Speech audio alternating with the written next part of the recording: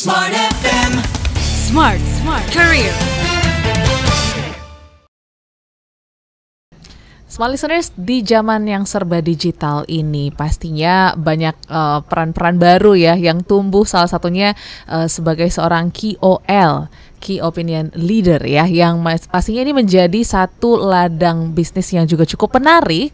Jadi penting sekali kayaknya kita kulik sebagai intisari ya dari podcast Smart Career di edisi hari ini. Dan Audrey sudah bersama-sama dengan founder Haini Creative Talent and Call Management, ada Nikita Rosalini. Hai Kak Nikita. Halo. Apa kabar Kak? Baik.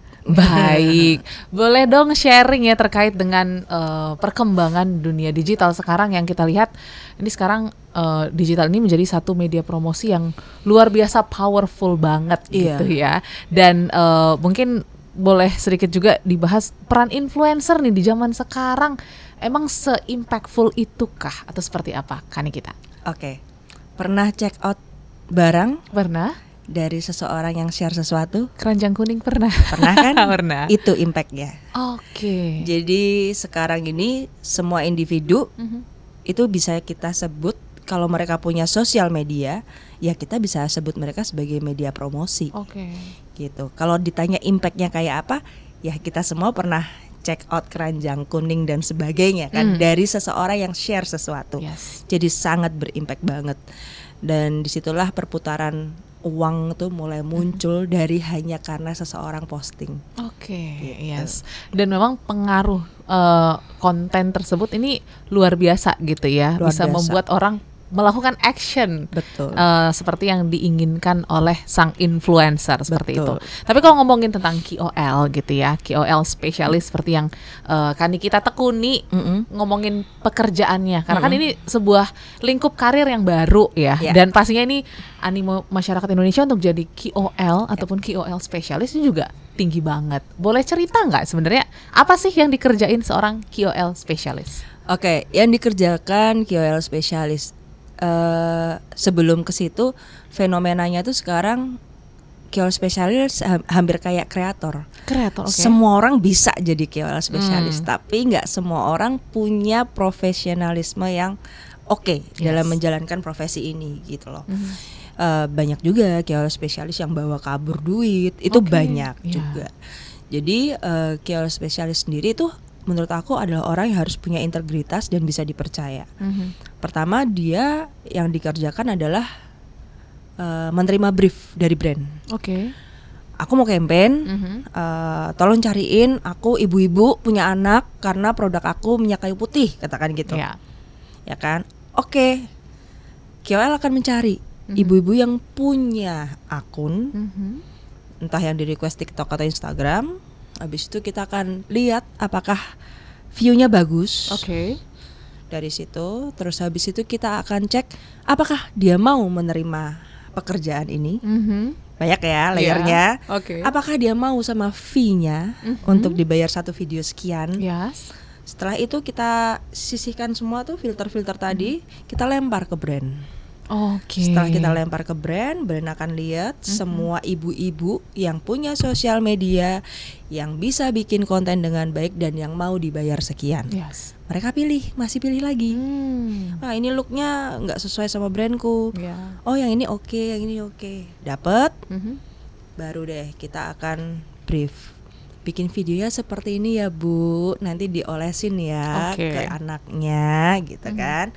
Jangan lupa posting ya. Ada revisi dikit. Itu kan harus pakai komunikasi yang baik.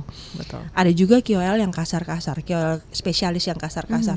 Mana revisinya gini. Nah, fenomena ini yang bikin aku tuh semua orang bisa jadi KOL spesialis, tapi nggak semua orang punya komunikasi yang baik. Betul. Gitu loh.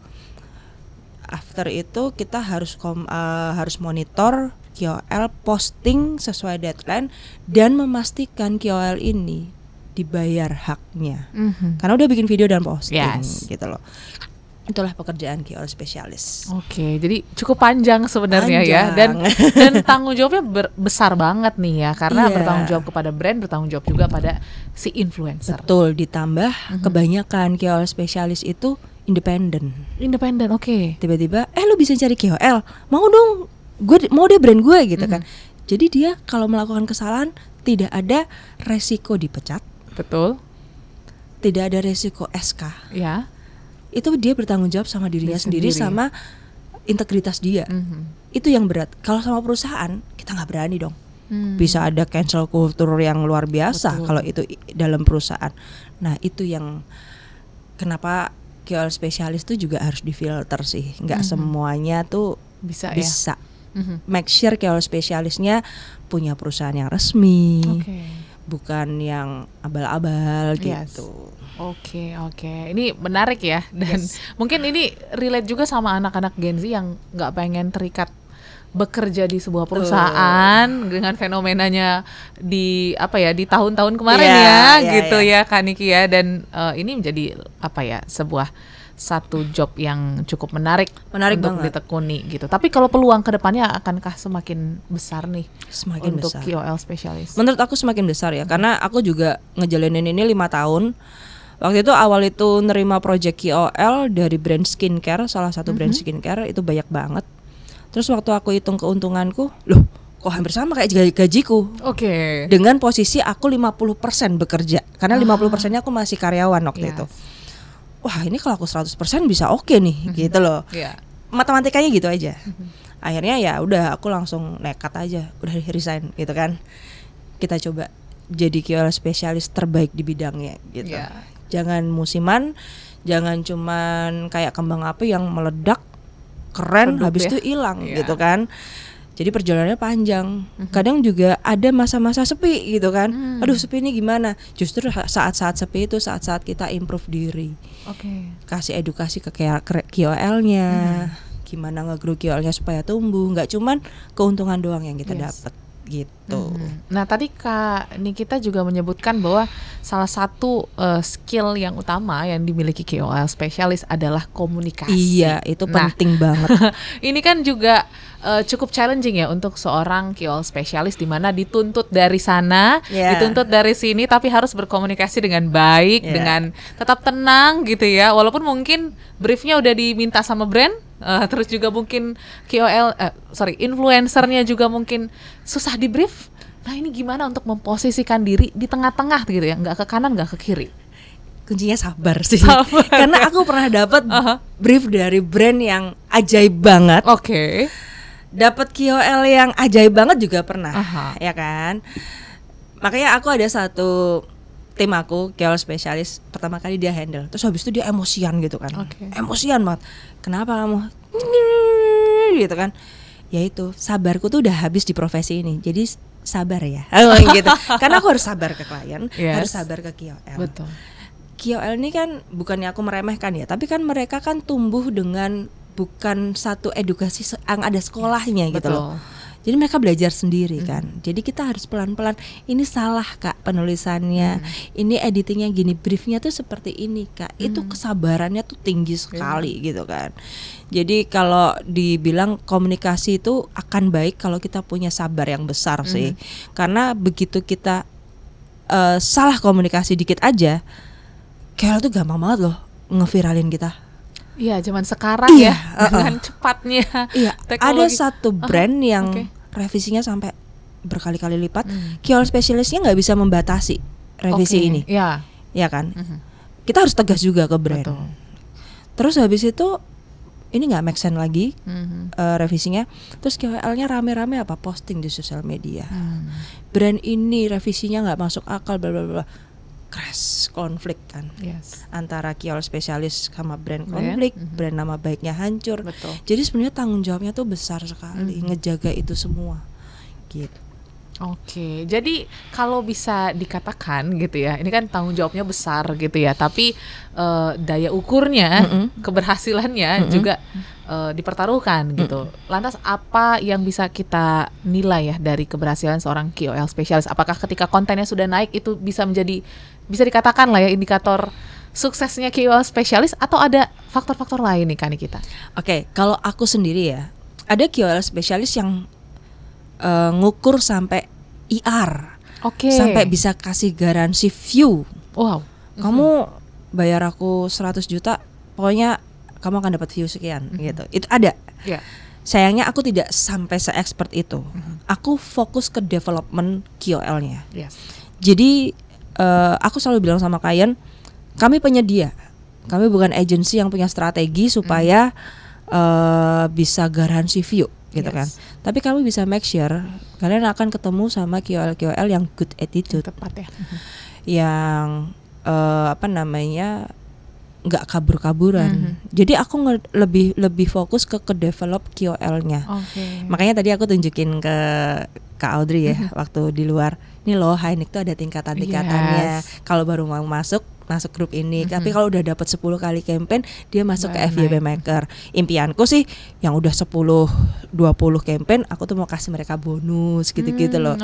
Mau kasih mereka insentif gitu loh. Jadi aku tuh lebih fokus ke gimana aku berimpact ke SDM-nya, bukan view-nya. Tapi bukan berarti view nggak penting ya. Betul. Makanya aku tuh sebenarnya awalnya tuh B2B sama agency. Jadi aku bantuin agency yang mikir garansinya. Gitu. Cuman makin kesini ternyata brand direct sekarang. Langsung brand ya. udah punya strategi, tinggal minta ke Hainik gitu. Oke.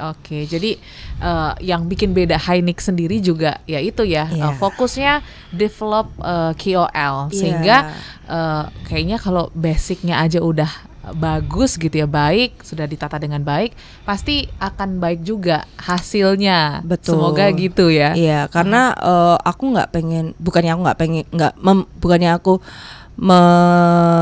merendahkan view atau gimana ya, tapi semua orang tuh sekarang ngejar view dan viral. Betul. Lupa cara bikin view dan viral yang baik itu seperti apa. Dan aku memilih Hainik tumbuh untuk melahirkan kreator-kreator yang ada di jalan yang benar nih, nggak menjatuhkan orang lain, nggak asal posting. Betul. Gitu loh.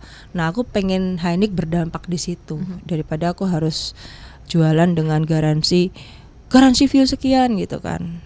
Aku akan jualan dengan unique selling point-nya adalah KOL Hainik yang terbaik. Gitu. Wah, jadi kalau misalnya para brand lagi nonton ya, bisa juga langsung reach Tapi out. kalau brand minta garansi, kayaknya aku nggak berani. Oke. Dan pastinya juga smart listeners yang mungkin pengen juga belajar dari KOL bisa juga di Hainik gitu ya. Betul. Instagramnya apa Kak? @hainik-kreatif. @hainik-kreatif. Aku juga sering mengadakan kelas-kelas online dan onsite. Tahun ini baru mulai. Dan kemarin juga kelasnya banyak yang udah sold out gitu. Sebenarnya targetnya tuh ibu-ibu, terus gen-z yang mau cari sampingan. Betul. Ini tuh bisa loh duitnya. Kenapa aku udah berani bikin kelas? Oh ternyata di aku menghasilkan. Jadi aku nggak cuma nyomot materi, tapi aku praktekin dulu ke aku. Kayak aku tiba-tiba kemarin Maret kemarin tuh aku dapet affiliate pertama aku TikTok 10 juta. Wow. Baru pertama kali. Itu belum sekeren Resuka Ari dan sebagainya ya. Tapi aku tuh kaget, amazed gitu loh. Ternyata bisa ya gitu loh. Makanya aku coba bikin materi selama 5 tahun ngurusin KOL, aku convert yang bagus-bagus, yang worth apa, aku jadiin kelas. Gitu. Jadi update-nya di @hainik-kreatif. So, thank you Kak Nikita sudah sharing di sesi mini kita dalam podcast Smart Career. Anda juga smart listeners, jangan lupa follow Instagram @radiosmartfm959 untuk tahu update podcast lainnya. Sampai ketemu di episode berikutnya. Smart FM, Smart Career. Make your future better.